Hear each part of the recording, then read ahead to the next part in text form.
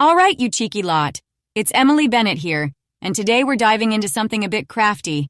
How to make money selling your handmade goods. Now, before you roll your eyes and say, not another Etsy seller video, hold on. I'm talking about carving your own path, making dosh from your passion, and doing it in a way that stands out. None of that cookie-cutter Etsy shop stuff. But let's start with a little history and a few numbers. Did you know the UK craft industry is worth a whopping $3 billion a year? That's right. While most people think it's all about afternoon teas and cricket, us Brits have been crafting and selling wares since the medieval market days. From those old East End cobblers who made shoes by hand, to the weavers up in Yorkshire spinning wool into fine garments, we've got a proud tradition of creating things from scratch.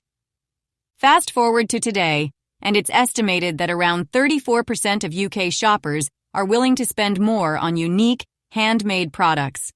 Why? Because people are tired of the same old mass-produced tat you find on the high street. They want something with a story, a personal touch, something made with heart and soul, not just churned out in a factory. So, how do you tap into this market and actually start making money? Stick around, and I'll show you how to sell your handmade products from the UK, but with a twist. No basic Etsy shop required. 1. Know your niche. Don't be just another seller. Let's kick things off by talking about your niche. If you want to make money selling handmade stuff, you can't just be another person making candles or someone who knits scarves. You've got to stand out, mate. Think about this. Back in the day, people didn't go to a market just for food. They went to the butcher for the best sausages or the baker for that fresh, crusty loaf. The same applies today. Specialization is key. For example, I've got a friend who makes vintage-inspired leather journals, each one hand-stitched and dyed using traditional British methods. She could have just made generic notebooks, but by niching down to this very specific style, she's cornered a little market of her own. People who love all things vintage and handcrafted are willing to pay more because it's unique to her. So, find your niche. Whether you're making ceramics, woodworking, or sewing, ask yourself, what's my unique twist? What can I offer that no one else does? The more specific you are, the more likely people are to seek you out. 2. Create your own website. Build a brand that's all yours. Now, here's where I'm going to be blunt. Don't rely on Etsy or any of those big platforms to do all the work for you.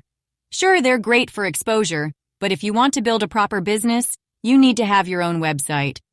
It's like owning a shop in the high street rather than renting a little stall in a market.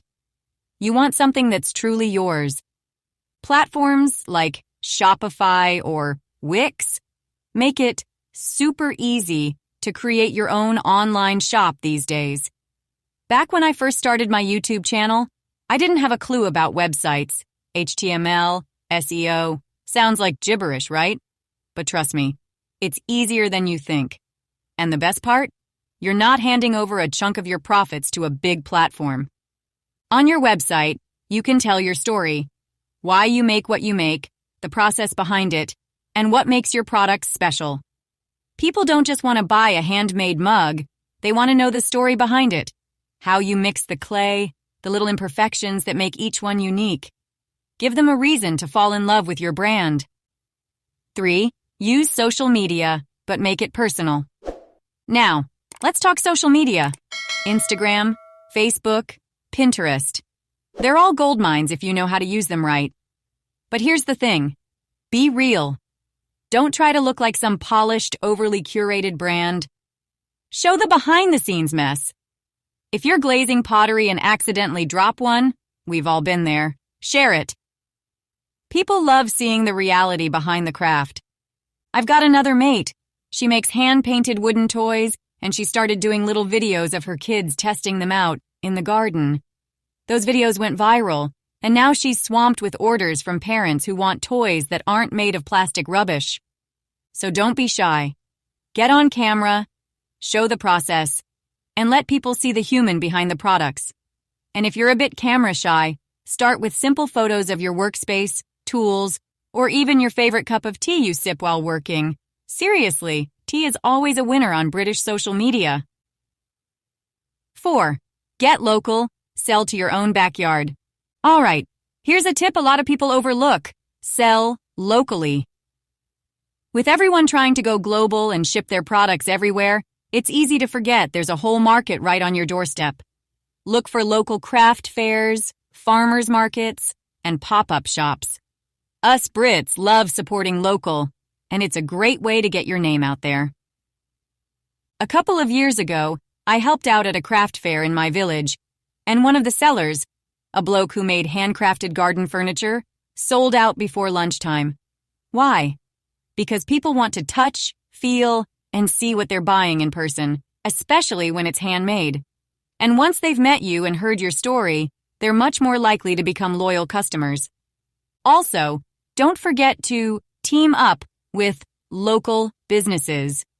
If you're making soaps, why not collaborate with a local florist and create a gift set? Or, if you're a potter, partner with a local cafe and have them use your handmade mugs. Not only does it get your name out there, but it adds a personal touch to their business too. Win-win. 5. Price smart. Don't undersell yourself. Now, here's a bit of tough love. Don't undersell yourself. I know it's tempting to price your products low to attract more buyers, but remember, you're not competing with mass-produced junk from big stores. Your stuff is handmade, crafted with love, sweat, and maybe a few frustrated tears. It's worth more. Think of it this way. Back in the day, would a cobbler charge the same as a factory making 1,000 pairs of shoes a day? Nope. They knew their craft was worth more, and so do you. People are willing to pay for quality, and when you price your work too low, you're telling them it's not worth much. So, do the maths. Factor in your materials, your time, and your skill, and price it fairly. And if anyone tries to haggle you down, just politely tell them they can buy something mass-produced if they want. 6. Don't just sell a product. Sell an experience. Lastly, remember this. You're not just selling a product, you're selling an experience. When someone buys handmade, they're buying into a story, a process, and a connection to you. So don't just focus on the end product. Think about how it's packaged, how it's delivered, and the little touches that make the experience special. A friend of mine, who makes artisan chocolate, sends each order out with a handwritten note and a little history about where the cocoa beans are sourced from. It's those little touches that make people feel like they're getting something really special, and they're more likely to come back for more. So, there you have it. How to make money selling handmade products in the UK without being just another face in the Etsy crowd. From finding your niche to building your own brand and connecting with local customers, there's a whole world of opportunity out there. If you've got a craft you're passionate about, now's the time to turn it into a business. Drop me a comment if you've got any questions, and don't forget to subscribe for more tips on growing your business and living the creative life. Cheers for watching, and best of luck with your crafting journey.